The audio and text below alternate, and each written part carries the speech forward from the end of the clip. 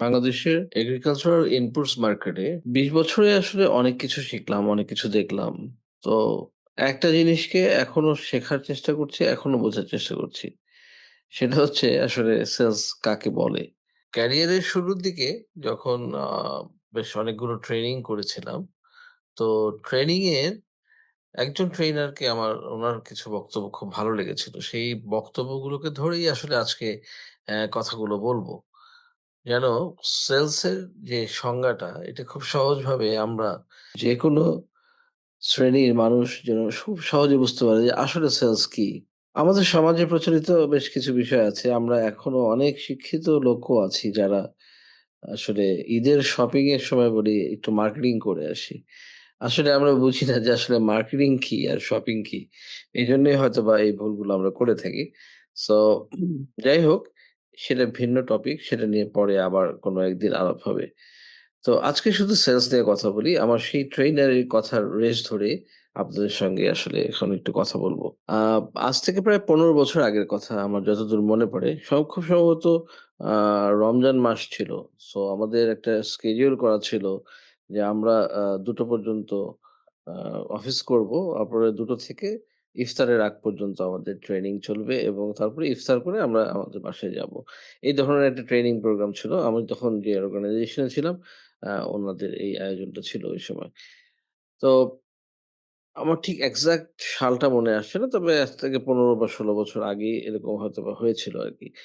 আ so ট্রেইনারের কথায় আসি। তো ট্রেইনার খুব নামকরা একজন রিনাউন্ড প্রফেসর ছিলেন উনি। আ উনি এবং সেলস এ একজন বিশেষজ্ঞ ছিলেন আরকি। তো উনার অনেক স্টুডেন্ট আছে আজকে বাংলাদেশে খুব ভালো করছে আরকি। তো যাই হোক, তো স্যার একটা কথা বললেন ট্রেনিং এর শুরুতেই যে, "আপনি যেদিকে তাকাবেন সেদিকে সেলস দেখতে পাবেন। আপনি যদি এটা বিশ্বাস করতে পারেন তাহলে সেলস আপনার জন্য খুব সহজ। আর যদি এটা বিশ্বাস করতে না পারেন তাহলে সেলস আপনি সারা জীবনেও বুঝতে পারবেন না।" তো এই ট্রেনিং এ যেদিন ট্রেনিংটা হয়, তো ঐদিন আসলে আমাদের সবকিছু মাথার উপর দিয়ে গিয়েছিল আরকি। আমরা ওই সময় অতটা বুঝতে পারি নাই যে আসলে স্যার কি বলল? তো পরে যখন আমরা আসলে প্র্যাকটিক্যালি কাজ করা শুরু করলাম, তো দেখলাম যে স্যারের অনেকগুলো কথা আসলে সেলসের সঙ্গে আ বা প্র্যাকটিক্যাল লাইফ এর সঙ্গে এবং আ সেলসকে ডিফাইন করার ক্ষেত্রে অনেক বেশি কাজে দিচ্ছিল। এবং সত্যি কথা বলতে কি ঐদিন আমরা বিশ্বাস করে নিয়েছিলাম যে স্যার যা বলছে এটুকু আমাদের বিশ্বাস করতে হবে। তাহলে আমরা সেলস শিখতে পারবো। তাছাড়া শিখতে পারব না। এবং আসলেও তাই হয়েছিল। যখন আমরা বিশ্বাস করতে শুরু করলাম যে আমাদের চারপাশে আমরা যাই দেখি সেটাই আসলে একটা সেলস। তখন আমরা জিনিসগুলোকে রিলেট করা শিখলাম যে আসলে কিভাবে কি হচ্ছে। তো আসেন আমরা আজকে আসলে নিজেরাও একটু বোঝার চেষ্টা করি বা আমি আসলে কি বুঝলাম যে সেলসটা আসলে কি? বইয়ের ভাষায় যদি আমি সেলসকে এখন ডিফাইন করি তাহলে হয়তোবা আপনারা অনেকেই বিরক্ত হবেন। তো ওইভাবে বইয়ের ভাষায় আমি যাচ্ছি না। আমি আমার মতো করে আপনাদেরকে বলার চেষ্টা করছি।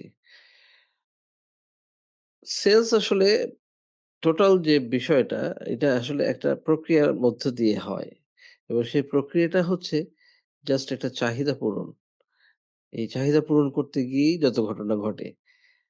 যেমন ধরেন আম একজন ব্যক্তি তার একটা বাসায় মেহমান এসছে। সো তাকে কি করতে হবে? মেহমানকে ভালো কিছু খাওয়াতে হবে, তাই না? সো সেই ভালো কিছু খাওয়ানোর জন্য তার কি দরকার? একটা ধরেন সে মুরগির গোস্ত সে খাওয়াবে। তো মুরগির মাংস রান্না করার জন্য তার কি দরকার? মুরগি দরকার। তো এখন সে কি করবে? মুরগি কি চুরি করে নিয়ে আসবে? অন্যেরটা ধরে নিয়ে আসবে? না। সে কি করবে? সে মুরগি খোঁজার জন্য বাজারে যাবে। তো এই যে তার বাসায় মেহমান আসার কারণে তার ভেতরে এক ধরনের চাহিদা তৈরি হলো যে একটা মুরগি তার দরকার। তার মানে কি এই ক্রেতার একটা চাহিদা হচ্ছে মুরগি। যখন সে বাজারে যাচ্ছে, যাওয়ার পরে সে কি করছে? সেখানে দেখছে যে একজন লোক বসে আছে একটা মুরগি নিয়ে। দিয়ে সে জিজ্ঞেস করল, "ভাই এটা আমাকে দেবেন?" তো স্বাভাবিকভাবে সে লোক তো অবশ্যই এটা দেওয়ার জন্যই বসে আছে। তো তাহলে এখানে কি হচ্ছে? একজন ক্রেতা থাকছে, একজন বিক্রেতা থাকছে এবং ওই ক্রেতার একটা চাহিদা সম্পন্ন একটা পণ্য সেখানে থাকছে।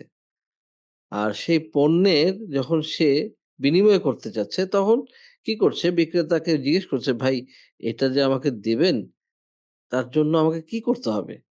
তখন হয়তো ওই বিক্রেতা বলছে আমাকে এত টাকা দিতে হবে। তো যখন উনি টাকাটা দিলেন বিক্রেতাকে এবং বিক্রেতা যখন তার এই মুরগিটা এই ক্রেতার হাতে দিয়ে দিলেন, এই যে পুরো বিষয়টা ঘটলো, তখন কিন্তু এই সেলসটা হলো। এখন ধরেন বিষয়টাকে অন্যভাবে একটু চিন্তা করি। ওই ব্যক্তি বাজারে গিয়ে দেখলো যে সেখানে তার জামাই বসে আছে মুরগি নিয়ে। তো জামাই কি করলো? তাকে মুরগিটা দিল, দিয়ে কোনো টাকা নিল না। তো তখন কি হবে বিষয়টা? তখন কি আসলে সেলস হবে? তখন কিন্তু এটা সেলস হবে না। তখন এটা গিফট হয়ে যাবে। মানে উপহার হয়ে যাবে। তো এইটা তো হচ্ছে আমাদের স্বাভাবিক জীবনে আমরা দেখছি যে আসলে আ সেলস কি বা কাকে বলে বা কিভাবে হয় এটা দিয়ে হয়তো খুব সহজে একটু বোঝা গেল যে আসলে সেলসটা কি। কিন্তু ওই যে স্যার বলেছিলেন যে, আপনি যেদিকে তাকাবেন সেদিকেই সেলস দেখতে পাবেন। এইটা আবার কেমন কথা হলো? এইটা আমি তো ঠিক বুঝলাম না। হয়তোবা আপনারাও এখন চিন্তা করছেন যে এইটা তো বোঝা গেল না। তো এইটা বোঝার জন্য আরেকটা উদাহরণ দেই তাহলে হয়তোবা আপনারা বুঝতে পারবেন। ধরেন আপনার একটা ছেলে আছে বা একটা মেয়ে আছে। সো ছেলে বা মেয়ে তাদের কিন্তু চাহিদা ভিন্ন, ভিন্ন হয়। একটা ছেলে সাধারণত কি চায়? একটা বাইক। আর মেয়েদের সচরাচর কি থাকে? এখনকার দিনে মেয়েদের বেশিরভাগেরই আ যেটা থাকে একটা মোবাইল ফোনের একটা ক্রেজ থাকে তাদের মধ্যে। তো অ্যাজ এ ফাদার আপনি কি করেন? এখানেও দেখেন সেলস ইনভলভ আছে। কিভাবে আছে? আপনার বাচ্চার চাহিদা হচ্ছে একটা বাইসাইকেল। তো আপনি তখন কি করলেন? অ্যাজ এ সেলসম্যান আপনারও একটা চাহিদা আছে। আপনার একটা পণ্য আছে যেটা আপনি বিক্রি করতে চান তার কাছে বা যেটা আপনি তার মাধ্যমে অর্জন করতে চান, আপনার চাহিদা পূরণ করতে চান। সেটা হচ্ছে যে আপনার সন্তান বা আপনার ছেলে বা আপনার মেয়ে সে যেন একটা ভালো রেজাল্ট করে। তখন আপনি কি করছেন? তখন তাকে বলছেন, "বাবা বা মা তুমি যদি এসএসসিতে ভালো রেজাল্ট করো, যাও তোমাকে আমি একটা মোটরসাইকেল কিনে দেব। অথবা তোমাকে আমি একটা মোবাইল কিনে দেব। ভালো স্মার্টফোন।" তো এখানে সেলস কিভাবে হলো এই ঘটনাতে? এই ঘটনার মধ্যেও কিন্তু সেলস জড়িত আছে। কিভাবে? আসেন একটু বোঝার চেষ্টা করি। আপনার ছেলের চাহিদা একটা বাইসাইকেল। সে সেই চাহিদা পূরণের জন্য তার বাবার কাছে গিয়ে কিন্তু টাকা অনেকবারই চেয়েছে। তার বাবা দেয়নি। কারণ তার বাবার চাহিদা পূরণ হচ্ছে না টাকা দিলে। তার বাবার চাহিদা কি? তার বাবার চাহিদা হচ্ছে ছেলের ভালো রেজাল্ট। তো এইখানে দেখেন ২ জনই বিক্রেতা, ২ জনই ক্রেতা। এখানে ছেলে ক্রেতা কিসের? ছেলে ক্রেতা হচ্ছে সাইকেলের। আর তার বিনিময়ে কি? ভালো রেজাল্ট।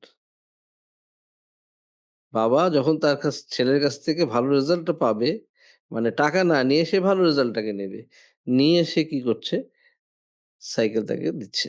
আবার এখানে বাবা যখন ক্রেতা, তার চাহিদা কি? তার চাহিদা হচ্ছে ছেলেকে দিয়ে ভালো রেজাল্ট করানো বা মেয়েকে দিয়ে ভালো রেজাল্ট করানো।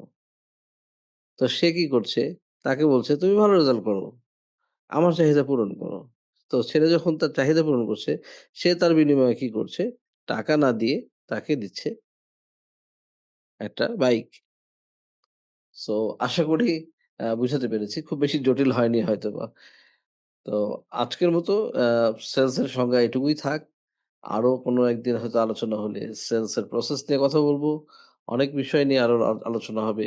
আজকের মতো এখানেই বিদায় নিচ্ছি। আসসালামু আলাইকুম।